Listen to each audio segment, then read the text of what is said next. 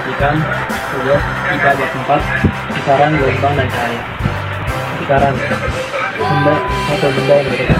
Bicara atau berteriak adalah akibat dari penangannya pita suara sehingga akan mengangkat apabila diberi gangguan akustika. Benda yang bergetar dapat juga disebut sebagai benda yang berisolasi. Benda bergetar atau berisolasi adalah terlihat secara tak kasat mata dan ada yang terlihat secara langsung. Benda yang bergetar ada yang dapat dilihat dengan mata panjang karena simpangan yang hilang. Ada pula yang tidak dapat dilihat karena simpangannya terlalu kecil.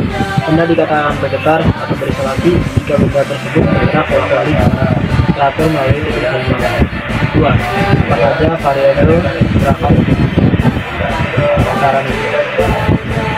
Bandul dibuat mula-mula dalam keadaan pada posisi posisi ini disebut sebagai posisi atau titik gelombang. Bandul tersebut kemudian ditarik kepada kiri kanan dengan sudut simpangan kecil sekitar 100. Pada saat bandul dilepaskan dari kedudukan A, bandul akan bergerak teratur melalui titik A, O, B, O. Ini gerakan itu disebut gerakan bolak-balik yang disebut getaran.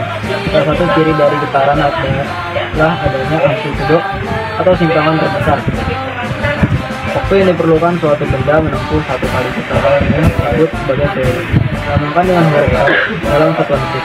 Sedangkan banyaknya getaran suatu benda yang terjadi selama satu detik disebut sebagai frekuensi.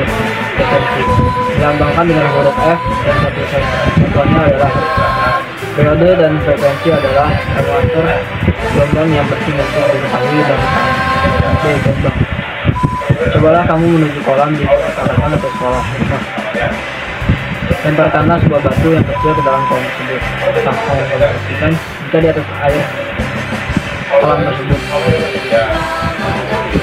ada sampah di dalam, mengapa di dalam tersebut ikut bergerak naik turun? Padahal jarak antara daun dan batu yang terhubung ke dalam kolam tersebut. 1. Kenapa muncul gelombang? Peristiwa ikut bergeraknya kedaya-dayunan pada tujuan kolam adalah contoh fenomena perambatan getaran atau yang disebut juga sebagai gelombang. Tepatnya adalah gelombang pada permukaan air. Getaran permukaan air di sekitar yang ditemukan oleh batu yang terhubung ke dalam kolam merambat atau menjalar melalui media air hingga mencapai posisi di dalam. Jika batu jatuh ke dalam kolam, kemudian dia membawa energi potensial dari ketinggian tertentu, ditambah dengan energi kinetik akibat lempar oleh magnet. Energi tersebut berubah menjadi gangguan atau tekanan air di sekitar batu saat terjadi. 2. Jenis gelombang. Jika kita meninjau berdasarkan gelombang, maka gelombang dapat dibagi menjadi 2 unit. Gelombang yang berbentuk transversal seperti pada gelombang kali, dan gelombang longitudinal seperti pada gelombang senti atau tegas dan berdasar. Gelombang yang dapat dirasakan oleh mata manusia yaitu gelombang laut berupa ombak, gelombang pada tali, gelombang udara, gelombang gempa, dan banyak lagi lainnya gelombang. Disebut juga gelombang mekanik karena perambatannya getarannya memerlukan medium. Kemudian gelombang yang tak kasat mata seperti gelombang radio, gelombang microwave, gelombang televisi, dan banyak lainnya yang kita kenal sebagai gelombang elektromagnetik. 3. Gelombang bunyi. A. Bunyi bagi makhluk hidup. Berdasarkan terdengar atau tidaknya, bunyi dibagi menjadi 3 rentang frekuensi, yaitu infrasonik, audiosonik, dan ultrasonik. Bunyi infrasonik memiliki frekuensi kurang dari 20 Hz. Bunyi infrasonik hanya mampu didengar oleh hewan-hewan tertentu seperti jangkrik dan nyamuk. Kemudian bunyi yang memiliki frekuensi dalam rentang 20 sampai 20.000 Hz termasuk bunyi audiosonik. Pada frekuensi audiosonik inilah manusia dapat mendengar.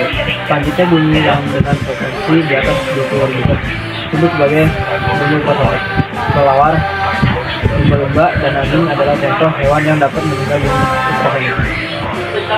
Cahaya dan alat optik atau tipe cahaya. Berdasarkan sumber cahaya, semua benda dapat dibagi menjadi 2. Benda yang mampu memancarkan cahaya sendiri, 2. yang tidak dapat memancarkan cahaya sendiri atau akibat proses pemakaian cahaya. Salah satu sifat cahaya yaitu merambat lurus. Contohnya adalah cahaya yang dipancarkan bintang merambat lurus hingga mencapai mata. Saat melihatnya, meski tangan berubah posisi dan melihat kulit bintang akan tetap terlihat karena terang dengan itu kulit. Selama tidak ada mengalami sebenarnya, sifat cahaya lainnya yaitu cahaya dapat digantungkan untuk menentukan suatu permukaan yang terlihat. Pemantulan cahaya yang terjadi dapat berupa pemantulan baur atau tidak teratur dan pemantulan teratur. Pemantauan baur dapat terjadi jika cahaya yang dipantulkan oleh bidang yang tidak halus, seperti kertas, aspal, dan tembok. Sedangkan pemantulan teratur terjadi jika cahaya dipantulkan oleh bidang yang tak rata dan izin mengikuti cermin datar yang kami gunakan saat melihat bintang. Sifat cahaya berikutnya adalah cahaya yang dapat dibiaskan bermakna bahwa perambatan cahaya dapat dielokkan dari arah sumber. Sifat pembiasan dapat terjadi ketika cahaya melalui dua medium yang memiliki kerapatan optik atau bisa juga yang dikenal dengan istilah induk bias dan berbeda. 2. Indera penglihatan. Secara prinsip, kita dapat melihat benda yang berwarna-warni karena ada cahaya tampak yang diterima oleh mata kita. Cahaya tampak tersebut mengenai benda dan cepat sehingga memiliki mata. Warna-warna yang diterima oleh mata itulah yang memberikan kesan warna hijau, biru, dan seterusnya.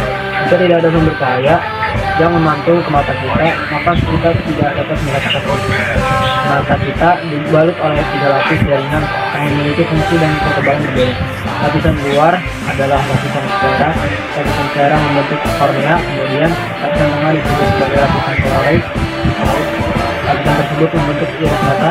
Terakhir adalah lapisan ketiga yang disebut dalam lapisan atau dalam retina mata. 3. Alat optik.